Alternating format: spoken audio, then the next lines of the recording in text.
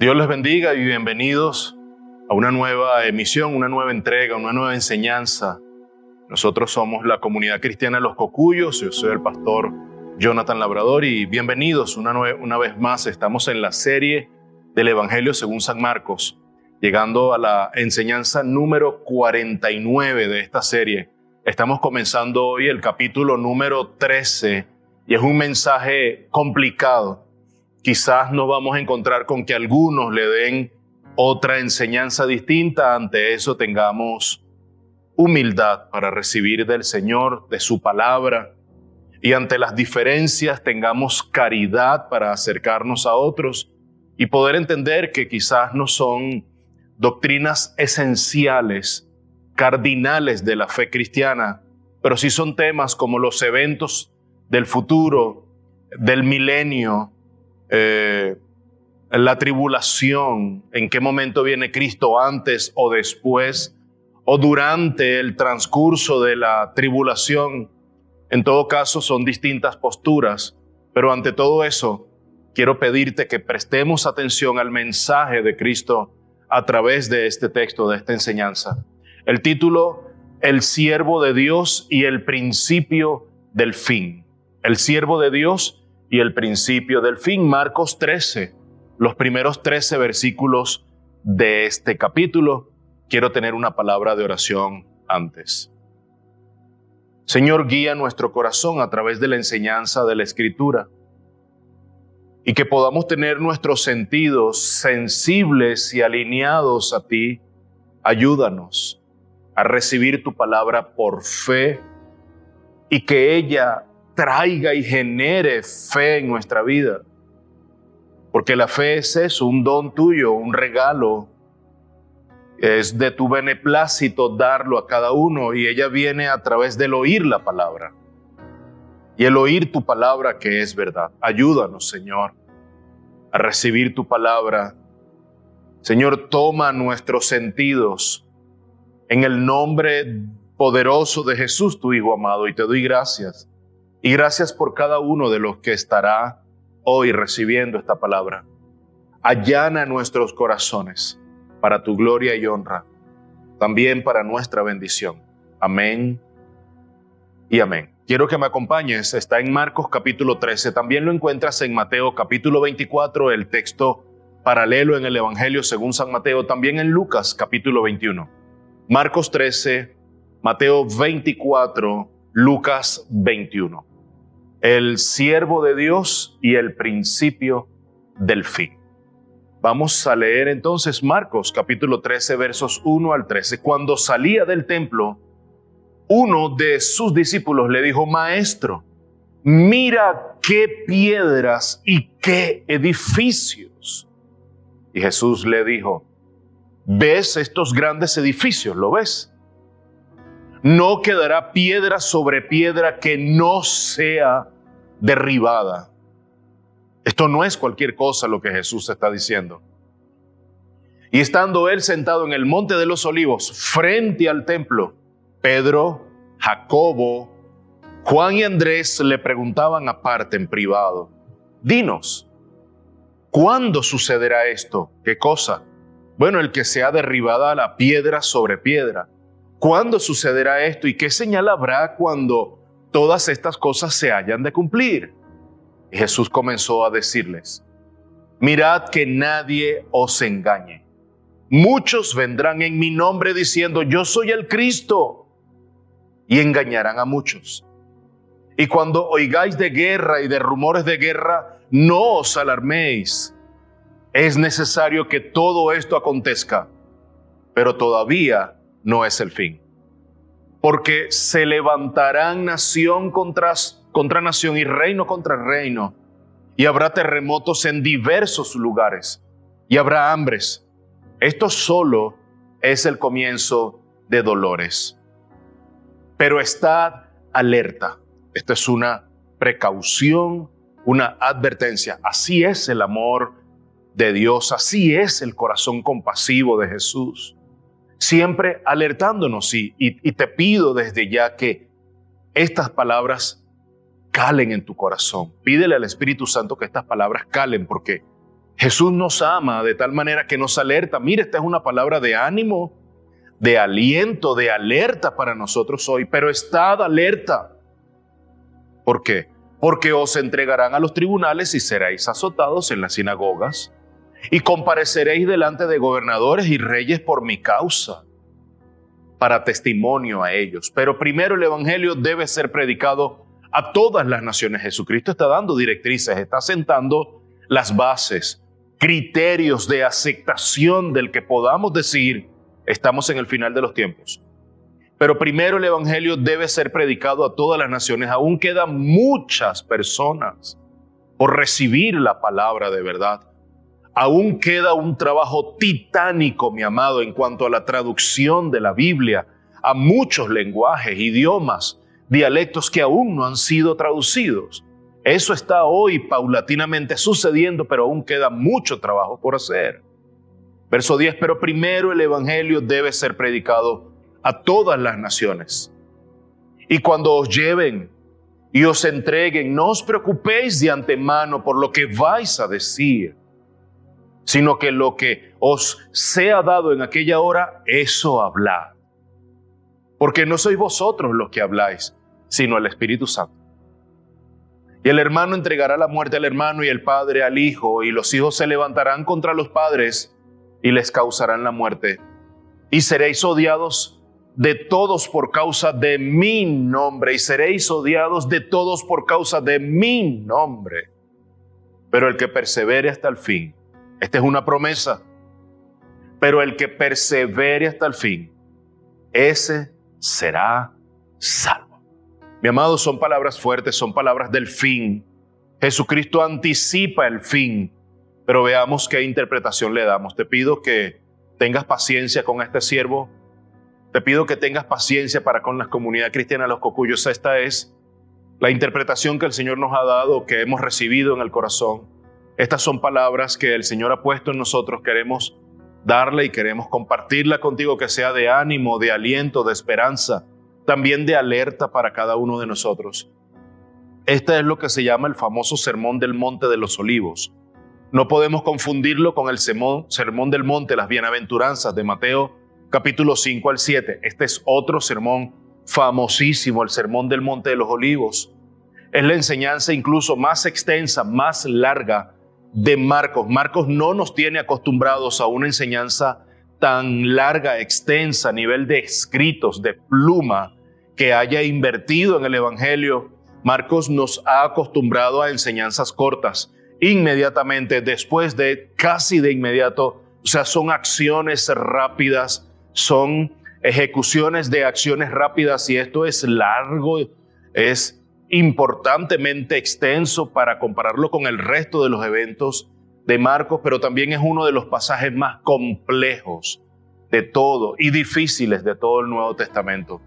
Hay profecías de distintas épocas dentro del plan de redención, profecías que han sido interpretadas también en el pasado, en el presente, y también profecías que van a ser interpretadas de cara a un tiempo en futuro, por lo que necesitamos humildad para recibir esta enseñanza. Debido a nuestras limitaciones, debido a nuestras interpretaciones, quizás ha prelado a esas interpretaciones nuestra cosmovisión particular. La doctrina que hemos recibido, el cómo nos han enseñado estos textos difíciles y complejos de las Sagradas Escrituras. Quizás muchos no estarán de acuerdo con la interpretación que hoy estaremos compartiendo, por lo tanto te pido paciencia, amor para recibir esta enseñanza. Y debo decir algo, y que es posible que dentro de nuestras mismas iglesias nosotros podamos tener diferencia de opiniones, pero como lo he aprendido a través del tiempo y mucho más recientemente, que nosotros necesitamos caridad y paciencia ante todo aquel que no manifiesta estar de acuerdo con nosotros en cuestiones que son secundarias dentro de la fe cristiana. No así debemos tener el mismo criterio para con aquellas doctrinas que son de interés primordial, principal, primario y cardinal en la fe cristiana. Nosotros no podemos pasar de lado las diferencias que podamos tener en cuanto a la resurrección de Cristo, en cuanto a su ascensión, en cuanto a su muerte vicaria, en cuanto a su virginidad y su concepción virginal. Nosotros no podemos tener diferencias en ese sentido, si no, no podemos llamarnos hermanos en Cristo. Pero hay doctrinas secundarias que nosotros podemos mantener un poco al lado para no tener tensión en nuestras relaciones dentro de nuestras denominaciones. Eso lo he aprendido mucho más recientemente. Claro está, hay temas que no ponen en juego, como lo vengo diciendo, las doctrinas esenciales de las Escrituras. Y creemos que la intención de este pasaje no es simplemente, quizás muchos de nosotros por el corazón, cómo nos guía el camino, y la mente, cómo juega con nosotros en nuestros pensamientos, y el corazón con nuestros sentimientos y emociones, tenemos la inclinación, somos propensos a pensar que simplemente este texto nos está anunciando, nos está diciendo eventos por venir. Nos anuncia eventos que están por suceder en el futuro, y nosotros vamos muy rápidamente a tratar de interpretar eso, que si ya hay guerra, que si Ucrania o Rusia se alinean, el Medio Oriente, Israel es el reloj de Dios, todo lo que sucede en Israel mueve las agujas, pero han sucedido tantas cosas a través de la historia que en todos esos momentos nos han parecido que se alinean a todos estos eventos, y aún el fin no ha venido. Por lo tanto, mis hermanos, necesitamos tener calma, necesitamos tener sosiego.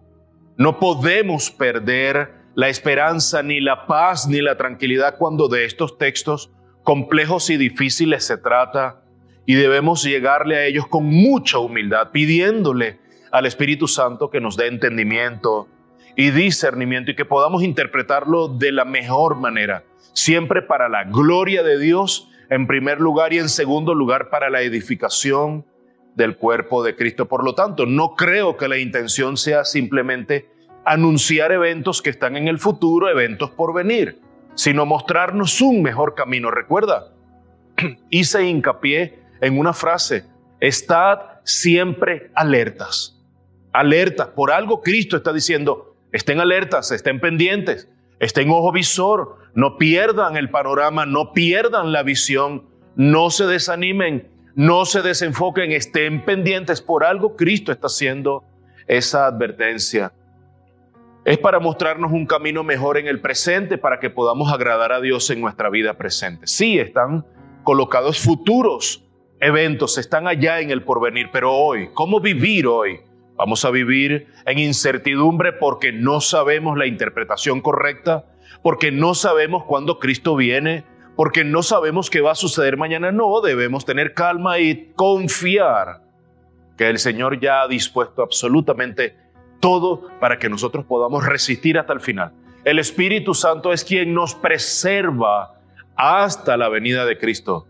Nosotros estamos llamados a perseverar, sin embargo, el Espíritu Santo nos preserva. Es realmente la preservación del Espíritu Santo quien nos lleva hasta el momento de la venida de Cristo. Hasta ese momento nos estará llevando de la mano. Frases como estad alerta, orad, son imperativos que están colocados allí. Velad, no le creáis.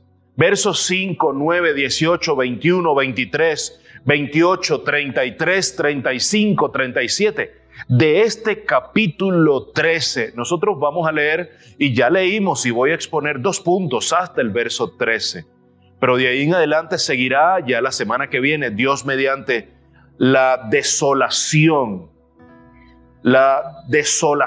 completa. Eso que sucedió en el periodo que se llama intertestamentario, en el periodo peritestamentario, alrededor de ambos testamentos, en esos 400 años, sucedieron eventos que se dieron allí, y sucedieron eventos en donde el templo fue profanado por Antíoco Epífanes IV, y todo eso está aquí, y necesitamos darle esa interpretación. Necesitamos ir al libro de Daniel, necesitamos ir al libro de Zacarías, cómo evaluar y ver a la luz del Antiguo Testamento estos textos que Jesucristo nos está abriendo ante nuestros ojos hoy. Advertencias. Y muchas veces nos acercamos a la palabra como quien se acerca a un libro para conocer cosas. no para estar apercibidos. Y esa no es la razón primordial que nosotros debemos perseguir al leer la Biblia, simplemente estar informados. La Biblia es un manual para ser transformados, no solamente para encontrar información en ella. Pero vamos al desarrollo. 2 puntos. El contexto general de dónde se está desarrollando esto y la profecía sobre la destrucción del templo. Y esto sucede en la semana de la pasión de Cristo Jesús, rumbo a la cruz en el Gólgota. Primer domingo, el domingo de Ramos, Jesús entra de manera triunfal en Jerusalén. Hay una gran algarabía, pero esas mismas personas, centenares de personas que están congregadas en la entrada en Jerusalén ese domingo, días antes de la crucifixión de Jesús, primer día de la semana, de esa semana de Pascua, de la celebración de Pascua en Jerusalén, cientos de personas congregadas, te recuerdo, ellas que están aupando, están haciendo una gran algarabía, están adorando al Rey, ¡Hosana al Rey de Reyes! Esas mismas personas, la gran mayoría de ellas, estarán al final de la semana pidiendo que crucifiquen al Rey de Reyes. Y así somos los seres humanos. Hoy estamos aquí y mañana no sabemos. Qué infieles somos de cara a rendir adoración y exaltación al Rey que lo merece por los siglos de los siglos. El lunes va al templo para limpiarnos y en el camino, para limpiar el templo, y en el camino consigue una higuera. Maldice la higuera. Y esa higuera de inmediato, nos dice uno de los evangelios, se seca hasta la raíz. Luego de eso llega al templo y ve que el templo se ha convertido en un mercado. Limpia el templo. El día martes en la mañana Jesús fue confrontado en el templo porque luego de limpiarlo, va al templo, le devuelve la gloria al templo. Allí es donde Jesús manifiesta: mi casa será llamada casa de oración, haciendo referencia al Antiguo Testamento, pero ustedes la han convertido en cueva de ladrones. Pero Él se refiere a mi casa. Ese es el día martes, Él está allí. Cada uno de ellos se presenta delante de Jesús haciendo preguntas, pero cada uno de ellos queda en vergüenza delante de Jesús. Ellos tienen preguntas, pero Jesús tiene la respuesta a todas nuestras necesidades y preguntas. Y Jesús nos va a confrontar con la verdad. Nuestras preguntas parten de una motivación oscura, llena de mentira falsa en el corazón. Cristo es la verdad. Por eso cada uno de ellos queda en vergüenza. Ninguno puede con Jesús. Seguidamente a eso hace algo con la audiencia y fue contarles una parábola. Capítulo 12 le cuenta una parábola. Esta tenía la intención, el motivo primordial de preparar el corazón de los discípulos, pero también de la audiencia. ¿Cuál fue la parábola? La parábola de los labradores malvados. Un hombre se fue de viaje y deja una viña, arrienda una viña a labradores para que la trabajen. Al término de los 3 años se envía para recoger a tiempo o antes de tiempo frutos que haya dado la viña. Envía a los profetas, los agreden a unos, los maltratan, los escupen. Hay afrenta y hay vergüenza en la vida de los profetas. A otros los asesinan, mueren. Al final dice: enviaré a mi hijo, quizás a él lo respeten. El dueño de la viña envía a su único hijo y los hombres al verlo traman la muerte, el asesinato, el homicidio del único hijo. Lo matan, lo repudian. No lo respetan, lo rechazan y lo asesinan. Y la pregunta que Jesús hace es la pregunta de las 500,000 lochas. Así decimos aquí en Venezuela. La gran pregunta: ¿qué hará el dueño de la viña? Esa pregunta se la hace Jesús a los fariseos, a los escribas, a los maestros de la ley religiosa. Ellos tenían que responder. ¿Qué hará el dueño de la viña a estos labradores? Y Marcos no nos dice absolutamente nada de esto. Mateo nos dice, capítulo 21, ellos le dijeron enfáticamente, o sea, cómo autoir o cómo suicidarnos si no morir en el intento. Ese sería un libro, el título del libro que los fariseos y los escribas y los maestros de la ley religiosa escribieron en este tiempo. Mira su respuesta. Ellos le dijeron: ¿llevará o sea, el dueño de la viña, llevará a esos miserables. Ellos no se habían dado cuenta que Jesucristo estaba hablando de ellos. Se dieron cuenta después. Llevará a esos miserables a un fin lamentable y arrendará la viña a otros labradores que le paguen los frutos a su tiempo. Claramente, mi amado, esta viña es la nación de Israel. Claramente, esta viña es la nación de Israel, todo el pueblo de Israel. Y los labradores malvados son los pastores de Israel, es decir, los fariseos, los escribas y los maestros de la ley religiosa. Ellos en este momento pareciera que no sabían que Jesús estaba hablando de ellos, pero ciertamente ellos saben muy bien que Jesús está hablando de ellos, que los está confrontando. Y tanto la parábola de la higuera, que también es una de las parábolas que está allí, como la parábola de los labradores malvados, ambas apuntan a un solo sitio. Israel como nación que desagradó a Dios, que manchó la santidad de Dios, que profanó la presencia de Dios, y la ira de Dios que estaba a punto de caer sobre toda la nación. Esas dos parábolas apuntan en la misma dirección. Palabras duras de Jesús para con ellos. Entonces, vayamos a Mateo 23, versos 34 al 36. Por tanto, mirad, yo os envío profetas, sabios y escribas. De ellos, a unos los mataréis y crucificaréis, y a otros los azotaréis en vuestras sinagogas y los perseguiréis de ciudad en ciudad, para que recaiga sobre vosotros la culpa de toda la sangre justa derramada sobre la tierra, desde la sangre del justo Abel hasta la sangre de Zacarías, hijo de Berequías, a quien asesinasteis entre el templo y el altar. En verdad os digo que todo esto vendrá sobre esta generación. Jesucristo les está diciendo, todo esto que les estoy diciendo que es una gran calamidad que vendrá sobre ustedes, sucederá en esta generación. Y lo confirma en el siguiente capítulo de Mateo 24 y verso 34. En verdad os digo que no pasará esta generación hasta que todo esto suceda. Es decir, estén atentos, muy probablemente muchos de ustedes van a ver el cumplimiento de esto que está sucediendo. Y Jesús no se equivocó. Como nunca ha sucedido, Jesús no se equivocó. Una generación en la palabra data de 40 años aproximadamente. Estamos en el año 30, 33 aproximadamente de la era de Cristo. ¿Qué significa esto?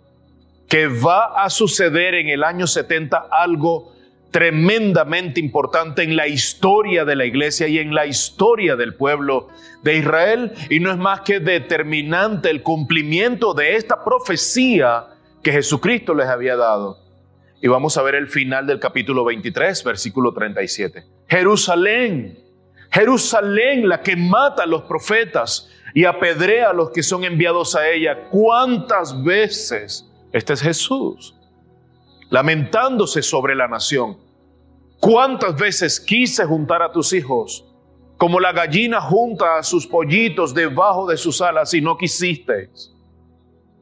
He aquí vuestra casa, presta atención.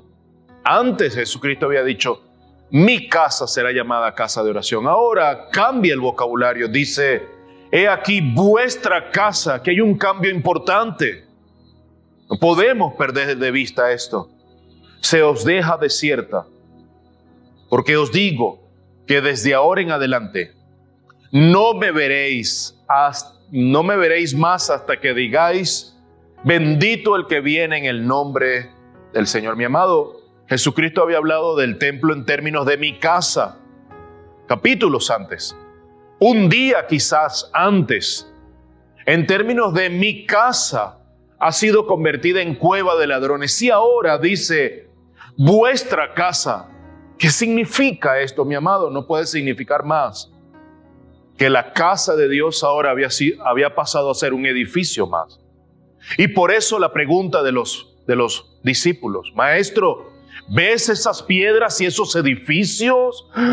Asombrados por lo arquitectónico, por la belleza. Ese templo había sido construido por Herodes. Y ya vamos a hablar de eso. La casa de Dios, mis amados, había sido abandonada espiritualmente. Ya la presencia de Dios ya no estaba allí. La presencia del Dios mismo, la misma presencia, la Shekinah de Dios ya no estaba en el templo. Jesús no va a volver al templo. Mis amados, qué triste cuando Dios se va de nuestras vidas. Qué triste cuando Dios abandona su casa. Qué triste cuando Dios abandona su templo. Quedamos desprotegidos, abandonados espiritualmente. El Hijo de Dios está diciendo enfáticamente: vuestra casa será destruida. Ya no es mi casa, ya no vivo allí. Mi amado, prepara un lugar en tu corazón para el Padre, para el Hijo, para el Espíritu Santo, y nunca jamás les des salida de tu hogar. Permite que ellos habiten en tu corazón. Dale entrada a tu corazón para nunca jamás pierdan habitación en ti. Dale entrada a tu corazón hoy. Pero hay algo maravilloso en la visión apocalíptica de Ezequiel, profeta Ezequiel, en los capítulos 10 y 11. Pero es en Ezequiel capítulo 11, versos 22-23. Específicamente, debes leer en conjunto Ezequiel 10 y Ezequiel 11. Pero específicamente a donde quiero llevarte, porque Jesucristo está trayendo al presente la profecía que estaba en Zacarías. La ausencia, el retiro de la alienación de la presencia de Dios, el divorcio de la presencia de Dios, la extrañeza de la presencia de Dios de Jerusalén. ¿Dónde está Jesús? Marcos nos dice que está en el monte del frente, está en el monte de los olivos. Tiene de frente a Jerusalén, al templo. Y mira lo que está sucediendo en Ezequiel 11, 22, 23, donde se nos describe que la gloria del Señor ha abandonado el templo como señal del castigo hacia los gobernantes, de Israel. Leemos 22, 23. Entonces, los querubines alzaron sus alas con las ruedas a su lado, y la gloria del Dios de Israel estaba por encima sobre ellos. La gloria del Señor se elevó en medio de la ciudad y se detuvo sobre el monte que está al oriente de la ciudad. Mi amado, ¿puedes prestar atención a lo que Ezequiel está diciendo? Ezequiel está viendo, el Señor me está dando una visión. Vi la gloria de Dios, la Shekinah, moverse del templo, salirse del templo y mudarse al monte que queda al oriente de la ciudad. Ese monte es el monte de los olivos. Vamos a Zacarías. ¿Quién está en el oriente del templo? Amado, si tienes alguna pregunta, hácela a la Biblia. No vayas a ningún otro texto. Está en la palabra. Y si no lo encuentras allí, por favor, pide ayuda a alguien que pueda enseñarte la palabra, a un maestro de la palabra que pueda enseñarte y guiarte. Pídele primeramente al Señor en oración que el Espíritu de Dios te guíe a todo entendimiento de su palabra.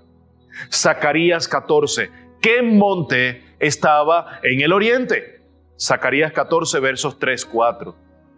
Entonces saldrá el Señor, está hablando de la salida de la presencia de Dios, y peleará contra aquellas naciones como cuando Él peleó el día de la batalla. Sus pies se posarán aquel día en el monte de los olivos. Mi amado, esto es Zacarías.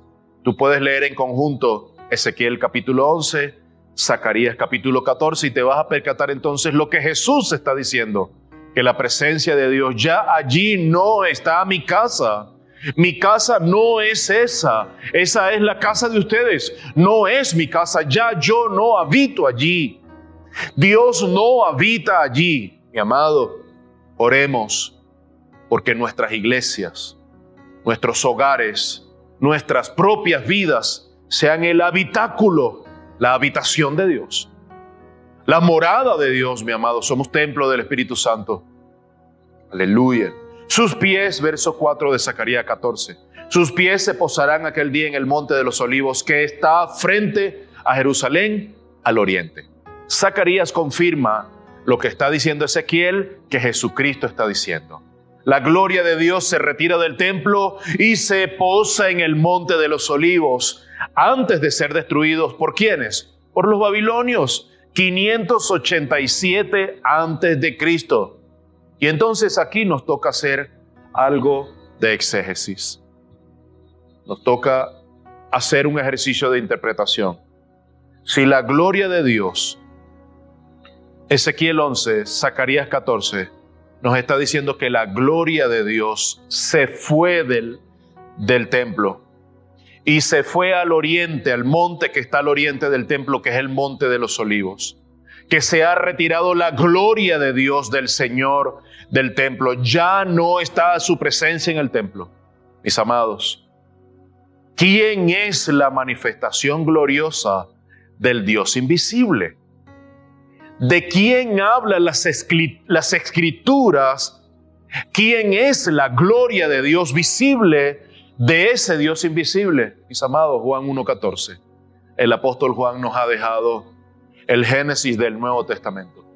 Y el Verbo se hizo carne y habitó entre nosotros. Juan está diciendo, el Dios trascendente se convierte en un Dios inmanente por medio de una concepción virginal, un milagro en la concepción y en el alumbramiento de Cristo maravilloso, mi amado. Y el Verbo se hizo carne. Ese Dios trascendente vino a morar en medio de nosotros de manera inmanente. Emmanuel, Dios con nosotros, y habitó entre nosotros y vimos su gloria.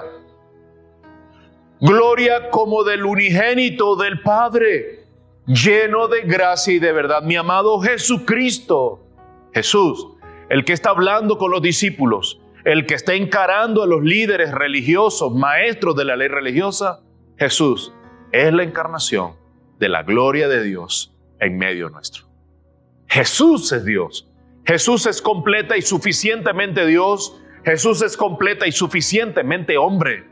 Dos naturalezas en una sola persona. Es Jesús, el Hijo de Dios, la encarnación del Dios glorioso. De esa gloria te estoy hablando ahora, que ha salido del templo y le acaba de decir Marcos capítulo 13 a cada uno de ellos, esa ya no es mi casa. Por lo tanto, mi amado, estamos frente al abandono espiritual de la casa de Dios. Esa casa sería destruida. Y por eso Jesús estaba abandonando el templo. Y cuando abandona el templo, los pies que manifiesta Zacarías 14, esos pies se posan en el monte que está al oriente, el monte de los olivos. Y se para allí para declarar lo que sucedería 40 años después, una generación después. Dios mismo en persona, mis amados, estaba repudiando, rechazando, abandonando a Israel, producto de sus pecados, producto de su divorcio, producto de haberle dado la espalda, producto de haber rechazado al Hijo de Dios. A los suyos vino, pero los suyos no lo recibieron, lo rechazaron. Puras piedras, piedras sobre piedras es lo que estaba en el templo. Ya la gloria de Dios la había abandonado. La destrucción del templo no era otra cosa que el repudio de Dios hacia Jerusalén y hacia el pueblo de Israel. Y esto nos lleva al segundo punto. Ese primer punto es el contexto. Vayamos al primer punto, el segundo punto. El segundo punto es la profecía sobre la destrucción del templo. Luego de este contexto es que podemos entender entonces las preguntas que hacen los discípulos, o la pregunta que hacen los discípulos. Luego de este contexto, los edificios, el templo, piedra sobre piedra, porque Jesucristo manifiesta la profecía y ahora los discípulos preguntan, ¿cuándo sucederá esto?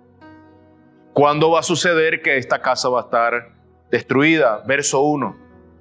Cuando salía del templo, uno de sus discípulos le dijo, Maestro, mira qué piedras y qué edificios. Siempre nosotros sorprendiéndonos de lo material. Siempre nosotros diciendo, qué templo tan hermoso. Pero por dentro estamos como un sarcófago. Esa ha sido la determinación de Cristo sobre los fariseos. Ustedes están bellos por fuera, pero por dentro están llenos de huesos de muertos. Mis amados, valoremos realmente lo de adentro, no lo de afuera. No descuidemos lo de afuera, pero valoremos más lo de adentro, lo del interior, lo interno, lo que cambia, lo que transforma internamente. A donde la palabra ha sido llamada a transformar, a trastornar, a cambiar, a mutar, allí fijemos, no lo de afuera. El templo originalmente había sido construido por Salomón, antes de Cristo, hijo de David. Ese había sido destruido, fue construido por Salomón, pero fue destruido por los babilonios, el imperio babilónico con Nabucodonosor al frente en el 587 antes de la era cristiana. Fue reconstruido completamente en el año 516. Cuando los israelitas vuelven del exilio, ellos comienzan esa restauración. Dura unos cuantos años, 4 años creo que aproximadamente termina la reconstrucción. Este templo no tenía la misma gloria que había tenido el que construyó Salomón. Exactamente, no tenía la misma gloria. Salomón invirtió muchísimos recursos porque allí estaba la gloria de Dios en el templo construido inicialmente por Salomón.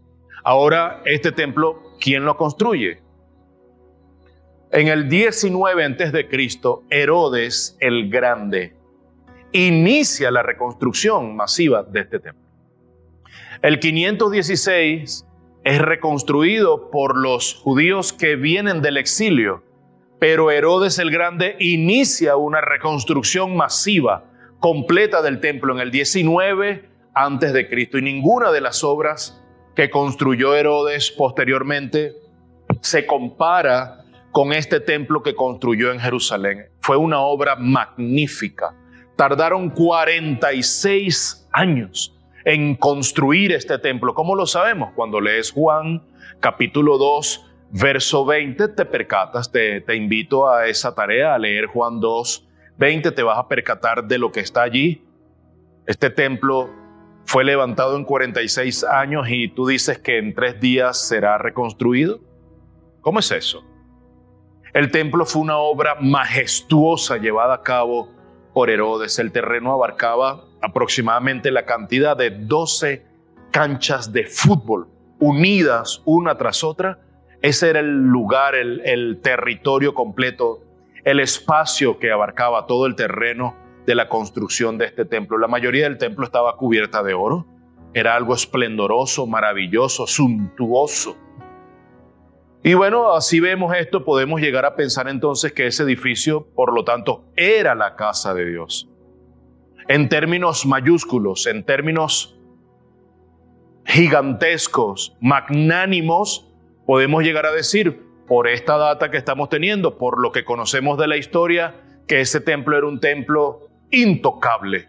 Allí estaba la presencia de Dios. Imagínense un templo cubierto de oro, cuando el sol del Medio Oriente puede estar en su cenit, bien perpendicular, 12 del mediodía, 2, 3 de la tarde. ¿Cómo podía verse a lo lejos ese templo fulgurante, brillante? Era un templo intocable. Verso 2. Jesús les dijo, ¿ves esos grandes edificios? ¿Los están viendo? No quedará piedra sobre piedra que no sea derribada. Me puedo imaginar la cara de shock de los discípulos. Me puedo imaginar la cara de estupefacción que tenían cada uno de ellos.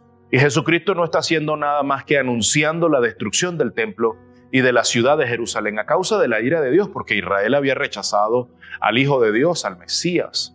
Y eso no era fácil para los discípulos, para nadie de los que estaban allí, la audiencia que está escuchando a Jesús, eso no era nada sencillo escucharlo. Por eso quizás entonces viene la pregunta de cada uno de ellos, versos 3 y 4. Y estando él sentado en el monte de los olivos, ya sale, cuando salía del templo, dice el primer versículo, y ahora dice, y estando él en el monte de los olivos, frente al templo, y están sentados al frente, tienen al templo construido por Herodes el Grande al frente, allí cuando están de reposo, 4 de ellos, los 3 de siempre, más Andrés, Pedro, Jacobo, Juan y Andrés en privado le dicen, maestro, necesitamos hablar contigo, necesitamos hacerte una pregunta. Dinos, primera pregunta, ¿cuándo sucederá esto? ¿Y qué señal habrá cuando todas estas cosas se hayan de cumplir? 2 preguntas en una. Y en Mateo 24, verso 3, dice lo siguiente. Y estando él sentado en el monte de los olivos, se le acercaron los discípulos en privado. No dice los nombres, pero ya Marcos nos los dijo. Diciendo, primera pregunta, ¿cuándo sucederá esto? Se parece a la pregunta que hace Marcos o que relata Marcos en la primera oportunidad. ¿Cuál será la señal de la venida? Segunda pregunta. Y tercera, ¿y cuál será la señal de la consumación de este siglo? ¿Cuándo se va a acabar esto? Y yo creo que esa pregunta queda ahí, pero no fue respondida. No está respondida porque no sabemos cuándo terminará este siglo, ¿verdad? ¿Y cuál será la señal de tu venida? ¿Y cuándo sucederá todo esto? Los discípulos necesitaban dirección entonces. Son 3 preguntas en un solo momento. No saben absolutamente nada de esto. Jesús les anticipa algunas cosas, algunos eventos. Muchos han dado cifras, han dado años, meses, hasta días.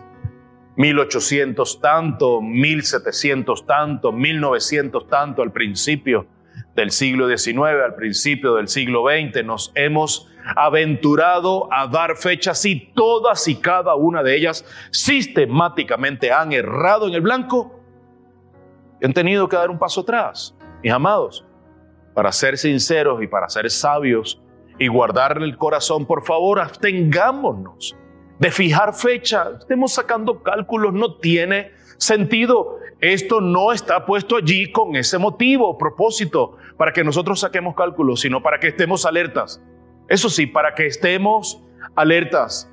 Y de inmediato, al escuchar esto de Jesús, ellos lo relacionan con la segunda venida de Cristo, porque esa es una de las preguntas, la segunda, y con el fin del mundo, la tercera pregunta. Ellos están relacionando estas cosas que Jesús está diciendo y siempre nuestra mente va a divagar y va hacia allá inmediatamente. Mi amados, tengamos paciencia, tengamos calma.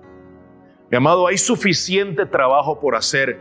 Hay suficientes personas que necesitan la predicación del Evangelio. Y muchos de nosotros gastando tiempo y pólvora, sacando cuentas. Y a cada rato diciendo, viene Cristo porque tembló en Chile. Viene Cristo porque mira lo que sucedió en Brasil. Viene Cristo porque mira lo que sucedió en la frontera con Colombia. Viene Cristo porque mira lo que sucedió con Rusia y Ucrania. Bien, mis amados, tengamos calma, no perdamos la tranquilidad. Confiemos en el Señor. Ni el Hijo sabe cuándo es la segunda venida. Y nosotros nos hemos aventurado a sacar fechas, a dar fechas. Jesús está allí para aclarar el panorama. Ellos necesitan dirección y por eso vemos de manera repetitiva de parte de Jesús en cada uno de esos versículos que les dije anteriormente, hasta el capítulo 13 al final, de manera repetitiva, los alertas que Él les está dando en todo momento. Muchas veces vamos a la palabra pensando que cada una de las señales que están allí, mis amados, dispuestas, se van a cumplir una tras otra y no necesariamente. Pablo, cuando escribe las cartas a Tesalónica, ellos están pensando que Cristo viene en pronto. Incluso me atrevo a pensar que Pablo también está pensando lo mismo. Ya han pasado 2000 años y Cristo no ha venido, por lo tanto tengamos calma. Estos eventos o señales o prodigios no van a suceder una tras otra como creemos nosotros que va a suceder. Faltan días, faltan años, faltan meses, faltan horas para que el Hijo de Dios venga, así que tengamos calma. Pues no es así, una tras otra no se van a suceder. Debe pasar mucho tiempo entre un evento y otro. Pero hay una primera advertencia que Jesucristo da y es ahí donde quiero colocar el foco. Versículos 5 al 8. Y Jesús comenzó a decirle, después que dice todas estas palabras, verso 1 al 4, Jesús empieza a dar las advertencias que creo son importantes para cada uno de nosotros, para que estemos alertas. Son advertencias que necesitamos atesorar. Esa profecía está allí, pero lo que puedo extraer más allá de los eventos que sé que se van a dar, la segunda venida, o como se llama la parusía y el fin del mundo, mis amados, se van a dar, no sabemos cuándo, pero se van a dar, pero están en el futuro.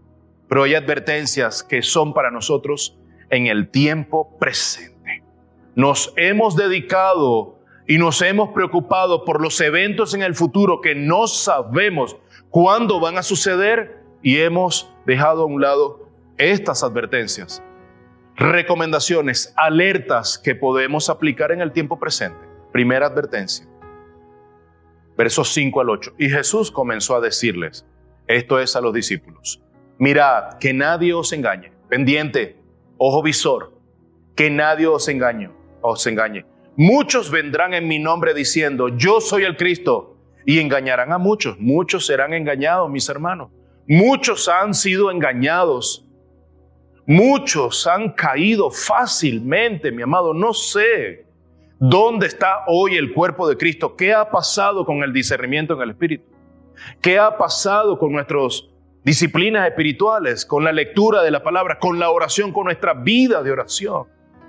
Y nos hemos dejado llevar por vientos, mis amados, accidentales que van de un lado a otro.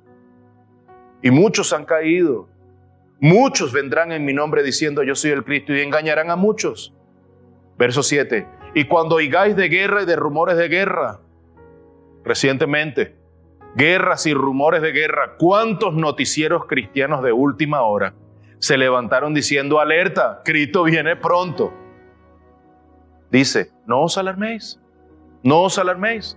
Esto se ha dado. ¿Cuántos de la generación del siglo XX, Primera Guerra Mundial, Segunda Guerra Mundial, dijeron, viene Cristo en pronto, ya viene?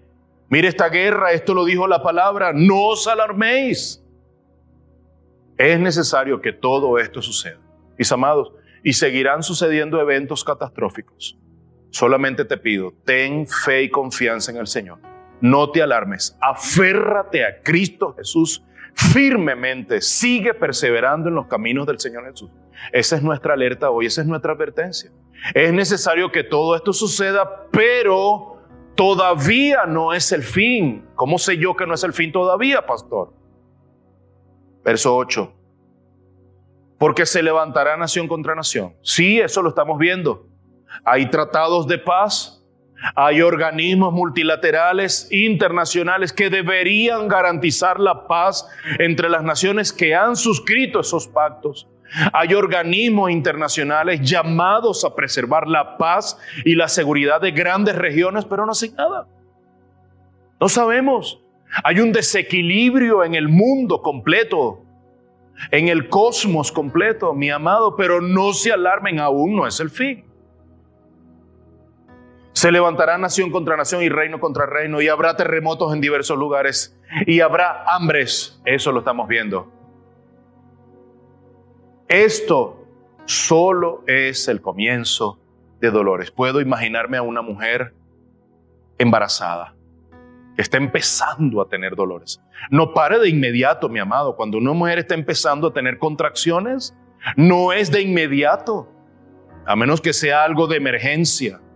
Pero una mujer está empezando a tener ciertos dolores, contracciones en su parto, empiezan las alarmas a levantarse y el doctor dice, tranquila, todavía no es, todavía no es, tranquila. Respira, la respiración profiláctica creo que es que se llama. Si alguno recuerda cómo se llama y es más experto que esto en yo, por favor colócalo ahí en los comentarios en nuestro canal en YouTube. Particularmente si lo estás viendo en vivo en este momento, por favor, dime cómo se llama esa respiración de las mujeres embarazadas cuando ya están en esos tiempos de contracciones. Pero de inmediato no viene el niño. Pasa un tiempo y después vienen los dolores y los dolores se intensifican. Eso creo que es lo que está diciendo Cristo. Esto es solo el comienzo de dolores. En algún momento la intensidad va a empezar a subir.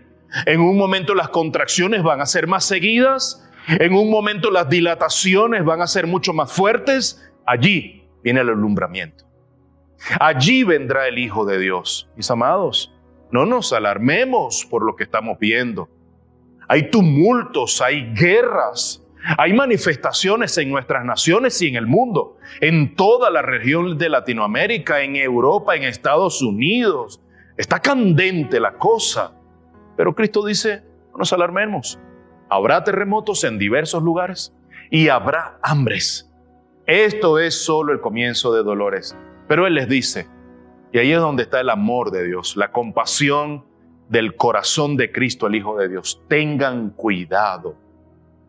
Cuidado. Cuando yo quiero expresarle amor a alguien, le digo, cuídate. Termino una llamada y le digo, cuídate, hermano. Cuídate, hermana, amigo, amiga, cuídate. compañeros de trabajo, cuídate mucho. Un mensaje por WhatsApp terminando una conversación, cuídate, te quiero mucho, cuídate mucho. Eso habla de un corazón amoroso. Cristo está dándonos serias advertencias. No se dejen engañar por supuestas señales. Después de Jesús, sucedieron eventos fuertes en Jerusalén. Creo que de eso en parte estaba hablando Cristo, pero aún no ha venido. Pero los discípulos pensaban que Cristo estaba hablando de su inminente ida y regreso.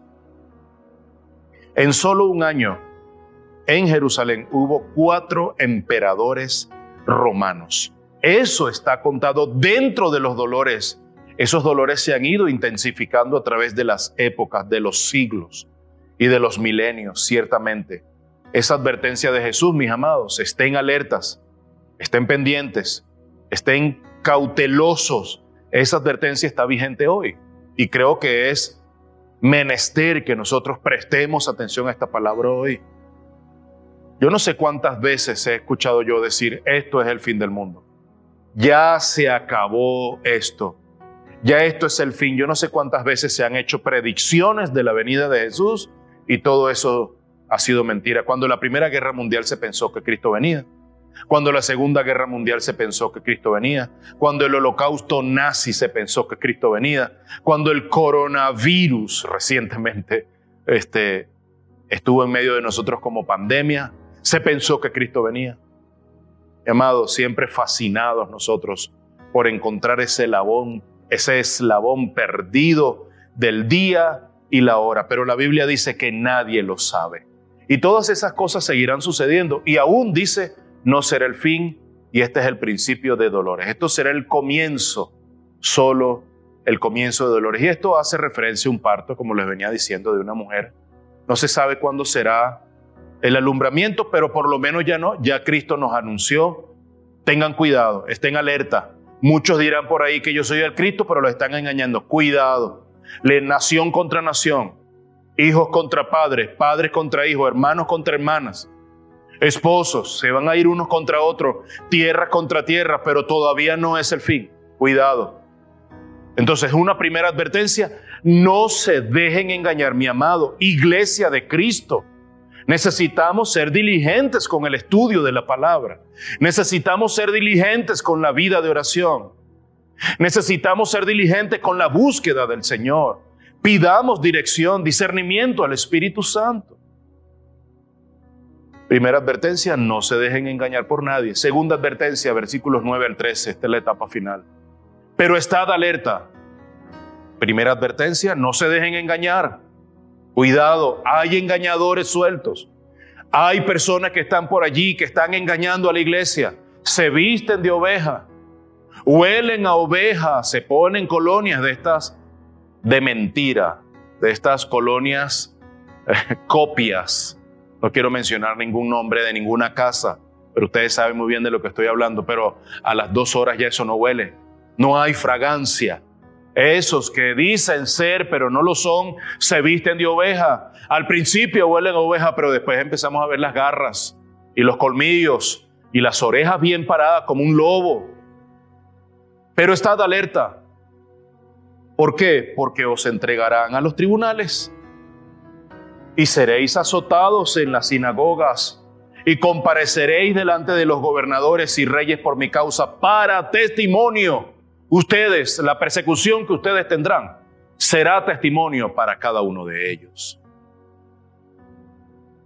Verso 10. Pero esto sí es una señal. Pero primero el evangelio debe ser predicado a todas las naciones. Mis amados, urge que nosotros como iglesia, como individuos, prediquemos el evangelio. Urge que cada uno de nosotros en nuestros trabajos, colegios, universidades, vecindarios, comunidades, la misma iglesia, la iglesia de Cristo necesita ser reevangelizada. La propia iglesia de Cristo, nosotros internamente, necesitamos predicarnos el evangelio de la gracia cada día, mi amado. Pero aquí dice, pero primero el evangelio debe ser predicado a todas las naciones, verso 10, verso 11. Y cuando os lleven y os entreguen No os preocupéis de antemano por lo que vais a decir, sino que lo que os sea dado en aquella hora, eso hablad. Es decir, cuando ustedes sean entregados en manos de otros, tal como Pablo, como Pedro, como Silas, como cada uno de ellos, ustedes tendrán que decir de parte del Espíritu Santo. No se preocupen, no levante defensa por cada uno de ustedes, defensas. No, ustedes sabrán qué decir en el momento adecuado, porque ustedes hablarán, porque no sois vosotros los que habláis, sino el Espíritu Santo. Final del verso 11. Verso 12. Y el hermano entregará la muerte al hermano, y el padre al hijo, y los hijos se levantarán contra los padres y les causarán la muerte. ¡Wow! ¡Qué duro! Verso 13. Y serán odiados de todos por causa de mi nombre, mi amado. Si te odian por causa de Cristo. Sí, este mundo nos rechaza. No quiere nada con el evangelio de verdad. Este mundo no quiere nada con los hijos de Dios. Este mundo no quiere nada con la luz, ni con la gracia, ni con la verdad. Por lo tanto, te odia, te rechaza. Y si está contigo es hipocresía, pero es por la causa del nombre de Cristo. Pero el que persevere hasta el fin, ese será salvo. Y aquí Jesús les dice y les advierte que los creyentes sufrirán persecución. Cuidado, que nadie os engañe, estés alerta, pero van a sufrir persecución. Mi amado, no se preocupen. Pero sí, los hijos de Dios están sufriendo persecución en todas las naciones. Ustedes serán perseguidos, ustedes serán difamados, pero el evangelio será predicado en todas partes. Y Jesús le dice, yo voy a usar todas esas, mi Dios va a usar todas esas persecuciones, todas esas afrentas, toda esa ignominia que ustedes van a sufrir, la van a usar para su gloria. Y eso es por causa de mi nombre. Y eso va a servir para que el evangelio sea predicado a todas las naciones. Para que del evangelio donde nunca ha llegado la palabra de mi Padre, allí llegue. Verso 10. Pero primero el evangelio debe ser predicado a todas las naciones. Eso indica, mis hermanos, que Jesús sabe, esta es una información clave para nosotros, que su iglesia va a prevalecer a pesar de las persecuciones, porque es su iglesia quien predica el evangelio, no predica el evangelio nadie más. La iglesia de Cristo, el cuerpo de Cristo, los hijos de Dios que han sido hechos aceptos en el Hijo, en el amado, esos son la iglesia, ese es el cuerpo. Somos los autorizados para llevar el único mensaje que trae vida y que trae restauración. Por lo tanto, en medio de la persecución, su iglesia sigue subsistiendo. Columna y baluarte de la verdad. Ahora, si supiéramos cuándo se termina de predicar el evangelio al último ser humano, mi hermano, entonces nosotros supiéramos cuándo es el fin. Pero ninguno de nosotros sabe cuándo se terminará de predicar al último aborigen de esa etnia en medio del Amazonas. Nadie lo sabe. Por lo tanto, si nadie lo sabe, nadie sabe cuándo viene Cristo. Nadie sabe ni el día ni la hora. Verso 13, primera parte. Y seréis odiados de todo por causa de mi nombre. Quien porte la causa de Cristo, mi amado, ese va a ser odiado. Si usted se presenta delante de un ente gubernamental de cualquier nación, de su nación, y usted es odiado por lo que usted cree y defiende, créalo que eso trae la gloria al Hijo de Dios. Y eso trae testimonio de Cristo ante otros. Si usted está llevando la causa del nombre de Cristo, en países musulmanes, los padres entregan a sus hijos cuando estos se convierten al cristianismo. ¿Eso es por la causa de Cristo? Claro que sí. Mueren por la causa de Cristo. El aborrecimiento que el mundo tiene hacia Jesús, mi amado, se convierte en aborrecimiento hacia los hijos de Dios automáticamente. Pedro vivió eso en su propia piel, en su propio cuerpo, el aborrecimiento de todos por ser un seguidor que olía a Cristo Jesús. Por lo tanto, tú llevas el olor de Cristo. Por lo tanto, te identifican donde quiera que vas. Tú eres cristiano, ¿verdad? Tú eres distinto, tú tienes el olor de Cristo. Si fuéramos del mundo, mi amado, el mundo nos amaría, pero somos de Jesús, por lo tanto el mundo nos aborrece. La segunda parte del verso 13. Pero el que persevere hasta el fin, ese será salvo. El cristianismo, mi amado, es para valientes. No es para cobardes, no es para hombres que echan paso atrás, sino que van hacia adelante. Hombres débiles, caídos, en pecado todavía, pero levantados, no destruidos, sino reconstruidos en el Espíritu, llevados hacia adelante por la obra y la gracia del Espíritu y el Evangelio siendo predicado. Algunos son sembrados, pero cuando viene la palabra, no la aguantan y se apartan. Algunos son como esa semilla, que es sembrada, pero inmediatamente brota, pero cuando viene el sol, la inclemencia del sol, se queman. Algunos somos así. Los verdaderos creyentes son aquellos que perseverarán hasta el final. Son aquellos que por medio del Espíritu Santo son preservados por hasta el final. Y el mensaje de Jesús no es más que: ven a mí para que tengas todo sosiego, toda paz que el mundo no puede dar. Vas a ser perseguido por causa de mi nombre, pero tranquilo, confiad, yo he vencido el mundo, estaré con ustedes hasta el fin del mundo, confiad. El mensaje de Jesús es: ven a mí. El mundo está predicando esto: ven a Jesús para que no tengas problemas. Ese no es el mensaje del reino. Si a ti te han predicado ese evangelio, te predicaron un evangelio falso, de copia. No es el evangelio original del reino. El evangelio del reino es: ven a Cristo y tendrás problemas, pero a pesar de ellos, Cristo te dará paz. Ese es el evangelio de la gracia, mi amado. Y quiero cerrar con esto. Quizás muchos piensan que estamos en el final del tiempo, que estamos cerca. Sí, eso lo he venido escuchando de los años 60, 70, 80 hasta este tiempo. Sí, es un mensaje que se sigue repitiendo. Lo que creo es que Dios está llevando a cabo plenamente, década tras década, siglo tras siglo, milenio tras milenio, cada uno de sus decretos, y lo ha cumplido. Aquellos en el pasado se han cumplido, en el presente se siguen cumpliendo preceptos y decretos del Señor que habían sido prometidos y decretados y profetizados, y se cumplirán en el futuro. Su plan decretado desde antes de la fundación del mundo se está llevando a cabo plenamente. Pero hay dos advertencias: no se dejen engañar. No se dejen engañar, no se dejen llevar por cualquier mentiroso. La primera. Y la segunda advertencia es: ustedes van a sufrir por causa de mi nombre. Mi amado, si tú estás sufriendo hoy por causa del nombre de Cristo, tú eres un bienaventurado. Tú eres una mujer gozosa, bienaventurada si estás sufriendo por la causa de Cristo. Confiemos en Jesús, mis amados, y en la obra de la cruz. Confiemos en su muerte vicaria en la cruz de Cristo, en su cruz, en el Gólgota. Vengamos a los pies de Jesús, depositemos nuestra confianza plena en Él. Sí, Cristo viene pronto, pero mientras, en el tiempo presente, en el aquí y en el ahora, confiemos, no nos dejemos engañar.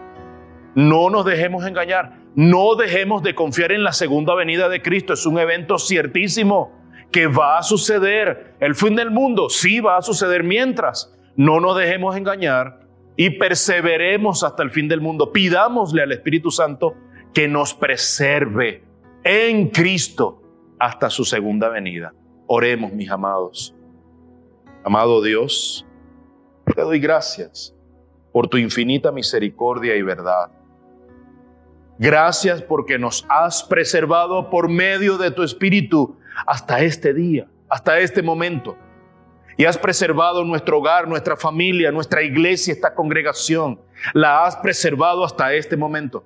Que siga siendo así, a pesar, no obstante, de tantas persecuciones, blasfemias que se levantan en contra de tu iglesia, mentiras, falsedades, falsos testimonios. Oh Padre, circunstancias de distinto tenor y magnitud. No obstante a eso, Señor, tú has traído paz a tu iglesia hasta el día de hoy. Y encuentro esperanza en tu palabra, y encuentro redención en tu palabra, y encuentro paz en tu Hijo. Y te doy gracias. Te doy gracias en el nombre de tu Hijo amado Jesús. Amén y amén. Mis amados, ha sido un gran placer, como siempre les digo, así termino cada enseñanza. Ha sido un inmenso placer. Somos bendecidos al bendecirte a través de esta palabra. Continúa con nosotros. Te invito a checar nuestro canal en YouTube, si lo estás viendo por allí, o también en nuestra página en Facebook, CC Los Cocuyos, Comunidad Cristiana Los Cocuyos en Facebook, y en YouTube nuestro canal Comunidad Cristiana Los Cocuyos. Ahí tienes cada una de nuestras series, particularmente El Hijo del Hombre en Acción, esta de Marcos, cada una de las enseñanzas. Esta también, 49 enseñanzas para tu edificación y bendición. Dios te bendiga abundantemente.